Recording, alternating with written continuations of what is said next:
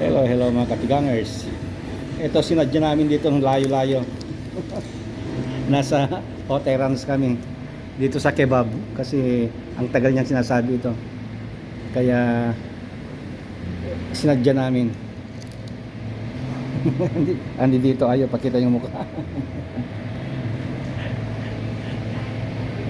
Ito, dito kami. Inaantay namin kasi na magtutugo kami. Kasi hapon na may pupuntahan pa kami. Punta kami sa bili kami ng patis. Ito, ang luwag-luwag ng ng mga paradahan hanggang doon sa ang luwag-luwag ng paradahan.